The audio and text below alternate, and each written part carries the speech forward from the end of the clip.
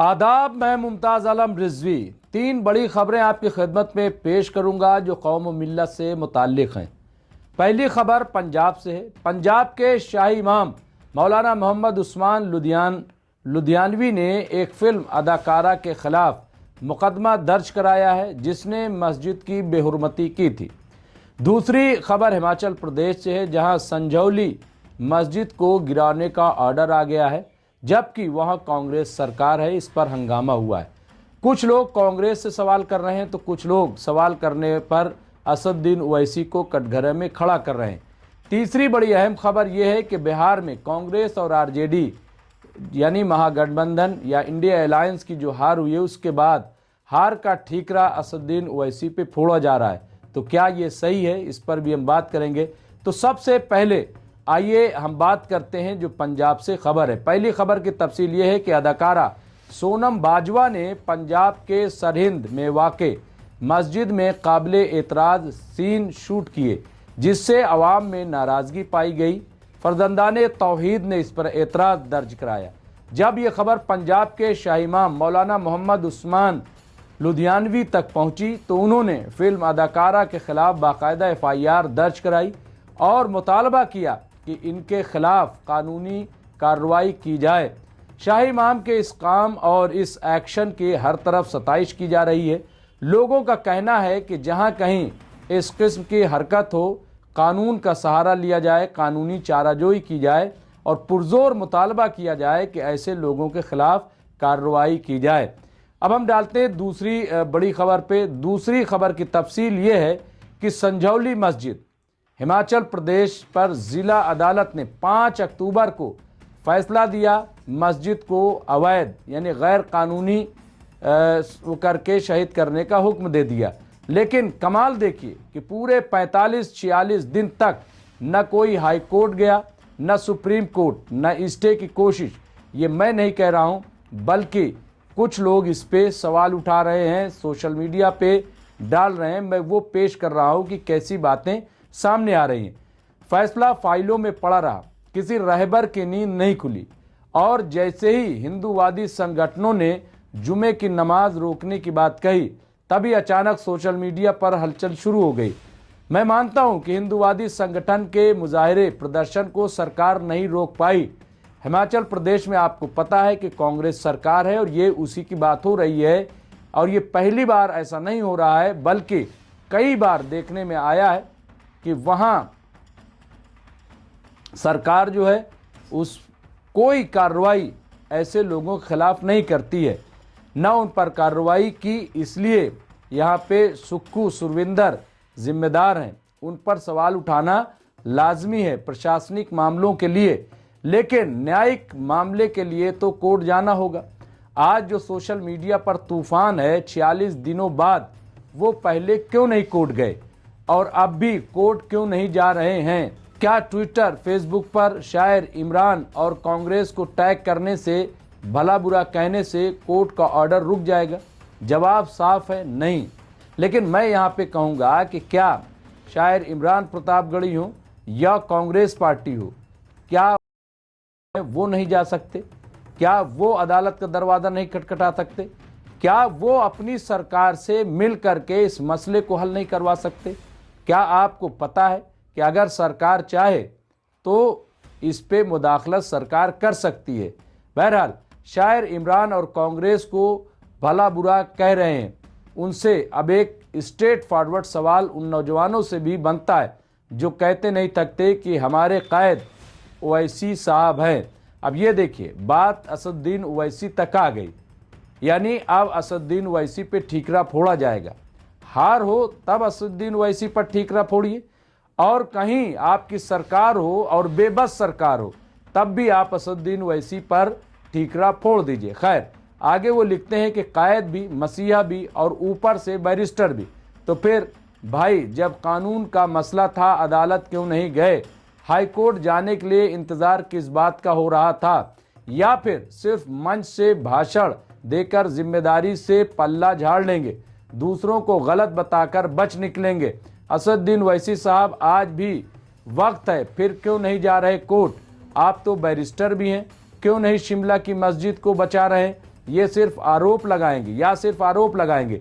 इमरान प्रतापगढ़ी तो पार्टी के अंदर हैं, सत्ता में हैं, पार्टी के अंदर अपनी बात रख रहे होंगे। उम्मीद है इमरान प्रतापगढ़ी आपको भी कोर्ट में जाना चाहिए। उम्मीद करते हैं आप भी इस पर कुछ कर रहे होंगे। जो विपक्ष में हैं वो सवाल उठाते हैं, लेकिन कानूनी लड़ाई सोशल मीडिया पर नहीं, कोर्ट में होती है। अगर आपके हिसाब से कांग्रेस दुश्मन है और ओवैसी मसीहा, तो फिर बैरिस्टर साहब जाएं ना अदालत। ये मौका है तमाम सेकुलर पार्टी को दिखाने का। दिखा दीजिए कि आप ही कैद हैं। और आखिर में मुझे भला बुरा कहने से, मुझे टैग करने से बेहतर है बैरिस्टर साहब को टैग करिए और उनसे पूछिए कि वो अपील कब दाखिल कर रहे हैं। क्योंकि सच बस इतना है, किसी मस्जिद की लड़ाई ट्वीट से नहीं, कोर्ट से जीती जाएगी, वो भी तब जब सही से कानूनी लड़ाई लड़ी जाएगी। तो यहाँ पे आप देखिए सोशल मीडिया पर भी ज़रूरी है। ये जो आप कह रहे हैं कि सोशल मीडिया से कुछ नहीं होता, नहीं। अगर आज हम ये खबर दिखा रहे हैं, आज इस पर हम बहस कर रहे हैं, तो ये सोशल मीडिया की देन है। कई बार ऐसा लगता है बड़ी बड़ी बातें जो हैं वो दब जाया करती हैं। सोशल मीडिया के दौर में, मीडिया के दौर में आप मीडिया से भी प्रेशर बना सकते हैं, सरकार पर भी, और जो जिम्मेदार लोग हैं उन पे। आप ज़रूर कह रहे हैं कि काम कर रहे होंगे, ये बात आप क्यों कह रहे हैं? इमरान प्रतापगढ़ी को चाहिए कि वो बाकायदा जाएं, शिमला जाएं, हिमाचल प्रदेश जाएं, सरकार से मुलाकात करें, उनसे बात करें और मस्जिद शहीद होने से बचाएं। ये उनकी जिम्मेदारी है। असदुद्दीन ओवैसी कायद हैं, लेकिन बहुत सारी और तंजीमें भी हैं, उनकी भी जिम्मेदारी, सबकी जिम्मेदारी है कि इस पे आवाज़ उठाएं। लेकिन असदुद्दीन ओवैसी को टारगेट करना और असदुद्दीन ओवैसी का नाम लेकर के जो जिम्मेदार सरकार है उसको बचाना, ये किसी भी एतबार से मैं समझता हूँ कि मुनासिब नहीं है। इस पे गौर करना पड़ेगा, इस पे सोचना पड़ेगा।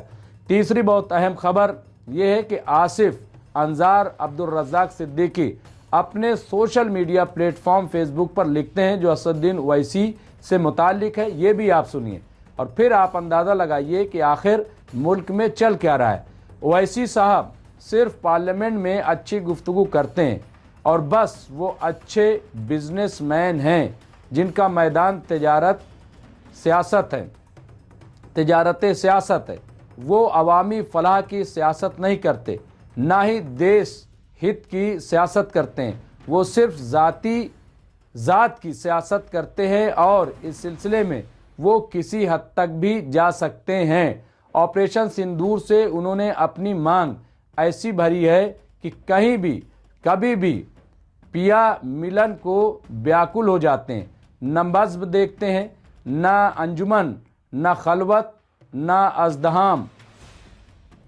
हम ओवैसी साहब को एजेंट वगैरह कुछ नहीं समझते, मगर पूरे इंशराह से समझते हैं कि वो मुस्लिम क़यादत के नाम पर जो हड़बोंग करते हैं वो कम अज़ कम भारत की मौजूदा सियासत में नफ़ा बख्श तो हरगिज़ नहीं है। ओवैसी साहब की पार्लियामेंट के अलावा गुफ्तगू बिल्कुल वैसी ही इश्तियाल अंगेज़, फूहड़ और सतही होती है जैसे बीजेपी के बहुत से लीडरों की होती है। तो ये उनका अंजार साहब का ये बयान है, ये सोशल मीडिया पे चल रहा है। बात यह है कि हर किसी को शिकायत का हक है, लेकिन क्या कांग्रेस और आरजेडी की हार महज इसलिए हुई? इस पर थोड़ी बातचीत ज़रूरी है। मैं समझता हूं कि जो कांग्रेस है, आरजेडी है, सीपीआई, सीपीएम, ये तमाम जो पार्टियां हैं उनकी भी जिम्मेदारी है कि वो गौर करें। जहां तक 5 सीटों की जीतना का सवाल है तो वहां पे मुस्लिम पहले से भी जीतते रहे हैं। लेकिन देखिए फ़र्क है, असदुद्दीन ओवैसी की पार्टी से जो मुस्लिम कामयाब होकर के जाएंगे, जाहिर है कि वो अपने तौर पर बात करेंगे। लेकिन अगर जेडीयू या आरजेडी, कांग्रेस, यहाँ से जो मुस्लिम जीत करके जाते हैं वो पार्टी लाइन पर बोलते हैं। कई बार ऐसा देखने में आया है कि बड़े बड़े लीडर जो हैं, जो मुसलमानों के दरमियान से चुनकर जाते हैं, लेकिन जब मुस्लिम मसाइल होता है तो वो खामोश हो जाते हैं। आज भी आप देखिए कई ऐसे मसाइल हैं। अभी इकरा हसन का मामला ले लीजिए, वो समाजवादी पार्टी के मेंबर पार्लियामेंट हैं, उनको बुरा भला कहा गया, सब कुछ कहा गया, लेकिन कहीं भी किसी भी मुस्लिम मेंबर पार्लियामेंट ने मुश्तरका तौर पे आवाज़ नहीं उठाई। कई ऐसे मसाइल हैं। अब शिमला मस्जिद जिसका भी हम जिक्र कर रहे थे, वहाँ पर भी आप देखिए कि कौन बोल रहा है, क्या कोई बोल रहा है? कांग्रेस में इतने बड़े बड़े धुरंधर मुस्लिम लीडर हैं, क्या उनकी ज़बान खुल रही है? तो ये फ़र्क भी हमें समझना पड़ेगा। कांग्रेस आखिर क्यों चुप करा देती है? समाजवादी पार्टी क्यों चुप करा देती है? एसटी हसन का जब मुरादाबाद से टिकट कटा तो क्या कोई बोला? किसी ने एतराज़ किया कि एसटी हसन काट के रुचि वीरा को टिकट क्यों दिया गया? जबकि डॉक्टर एसटी हसन मशहूर सर्जन है, इसके साथ साथ वो मेंबर पार्लियामेंट रहते हुए बड़ी खिदमत अंजाम दी। अगर वो लड़ते तो मैं समझता हूँ रुचि वीरा से कहीं ज़्यादा वोटों से वो जीत जाते, लेकिन उनका टिकट काट दिया गया। तो इस तरह के बहुत सारे सवालात हैं। अभी मोहम्मद आजम खां को देखिए, वो दोबारा जेल भेज दिए गए, तो कहीं से कोई आवाज़ उठी, कहीं कोई प्रोटेस्ट हुआ, कहीं किसी ने धरना दिया, कहीं कोई जो मुस्लिम मेंबर असेंबली हैं समाजवादी पार्टी में, क्या वो बोल रहे हैं? वो खामोश हैं, वो खामोश तमाशाई बने हुए हैं। तो इस तरह की बातें करना, मैं बिल्कुल कह रहा हूँ कि बहुत ऐसे मकामात हैं जहाँ पे हमें इश्तियाल अंगेज़ी नहीं करनी चाहिए, लेकिन जब पूरा माशरा खामोश हो जाए तो कोई ना कोई तो बोलेगा। अगर कांग्रेस सवाल उठाए मुसलमानों का, अगर समाजवादी जिम्मेदारी से सवाल उठाए और दीगर पार्टियां सवाल उठाएं, तो फिर ज़रूरत किस बात की है कि असदुद्दीन ओवैसी बोलेंगे? वो हरगिज़ नहीं बोलेंगे। मैं समझता हूँ इस पर भी गौर करना चाहिए। मुझे दीजिए इजाज़त। मैं मुमताज़ आलम रिजवी, बहुत बहुत शुक्रिया। देखते रहिए MMC न्यूज़ इंडिया।